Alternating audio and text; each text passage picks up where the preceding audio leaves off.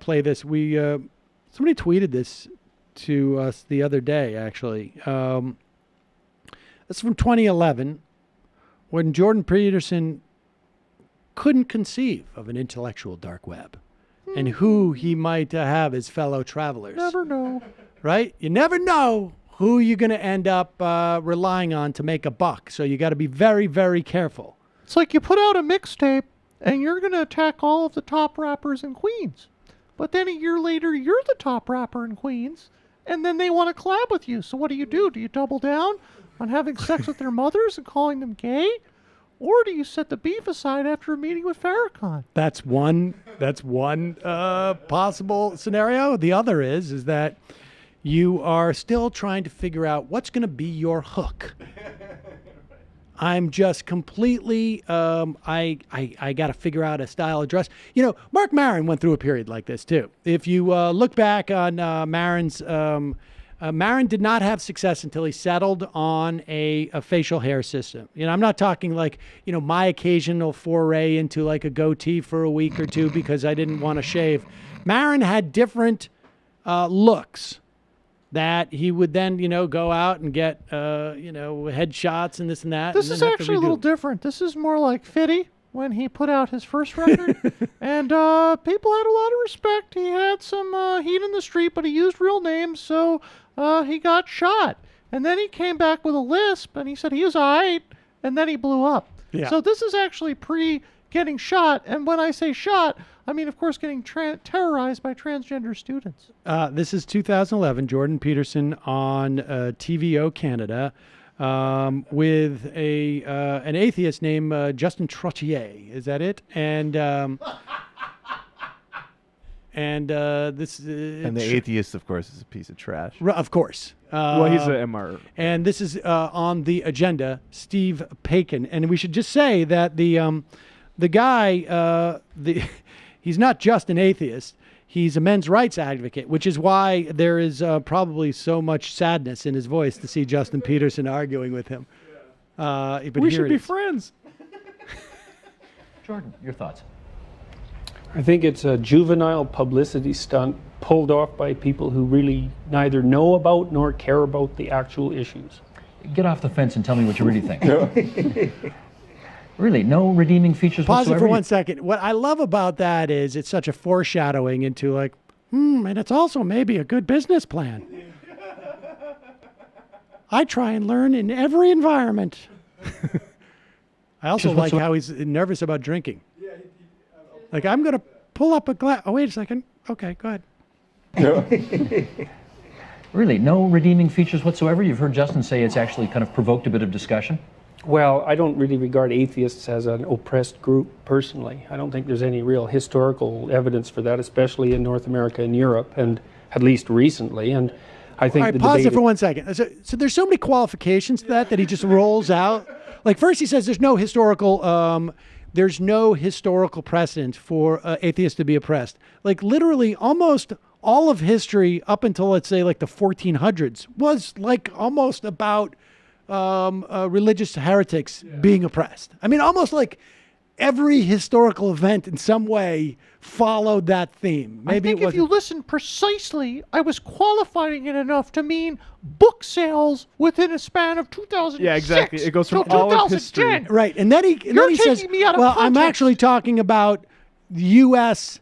and Europe." And then he realized, like, well, Europe probably doesn't work, and the U.S. is not necessarily oppression, but certainly you're way outside the mainstream of just, you know, of thought in a way. Like, you Only can't. the Puritans loved atheists. Right. It's not also like you could go to school and not say, like, you know, sing Christmas songs even.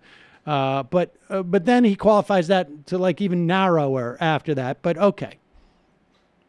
regard atheists as an oppressed group personally. I don't think there's any real historical evidence for that, especially in North America and Europe, and at least recently. And I think the debate is going fine without this sort of stunt, and I think it's basically a media manipulation ploy. It's a good one. Intrude in there. Pause it for 1 second. Incidentally, through the aughts, one of the biggest critiques you could hear by those in power, the conservatives, was that secular humanist agenda is trying to so I don't know if that qualifies as oppression. I don't know, but You need to be branded and beheaded. And Right. short of that, it's just bitching. right. Compare that to how oppressed Jordan Peterson considers himself now because he has a differing opinion.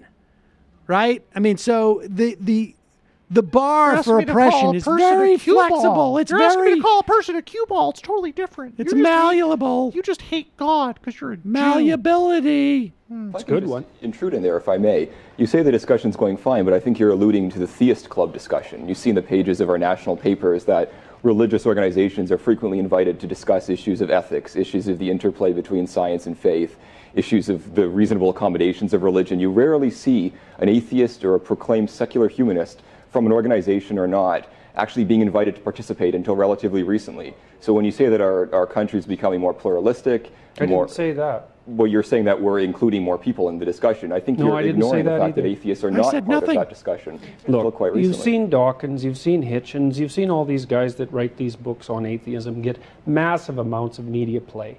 So it's not like they're excluded. If anything, Pause it for they're one dominant. second.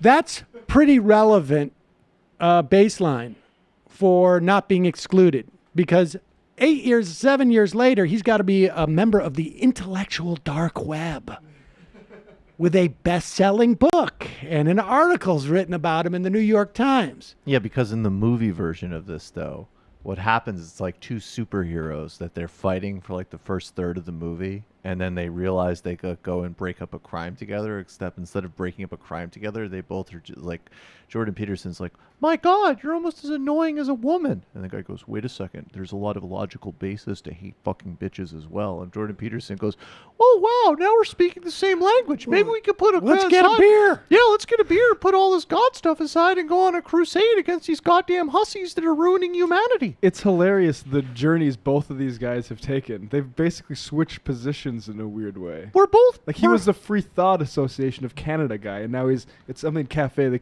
the Center for Equality or something like that. we're both white pedants obsessed with trivial issues and extreme resentment of women. I think there's more important things to deal with. It seems like he's created a synthesis since then based on some of their commonalities, shall we say? It's a dialectic. It's dialectic. Always be learning. These books on atheism get massive amounts of media play. So it's not like they're excluded. If anything, they're dominant. So I don't Starting buy about that 3 for a years bit. ago, that's correct. What's that? Richard Dawkins' book came out about 3 to 4 years ago. Yeah, so And- and it's got a perfectly fine perfectly fine reception. Mm-hmm. I mean, and there's no evidence that he's being oppressed, even though maybe he should be. I don't think get him. Light him up, Jordan. There you go. I'm totally rooting for Peterson in that I'm going to segment. take a sip of water after that. I don't know what's going on in that studio, but they're all just drinking water like it's going out of style. They're all a bunch of horrible twerps arguing about nothing. He's thinking about how hot it's going to be when he burns this heretic at the stake.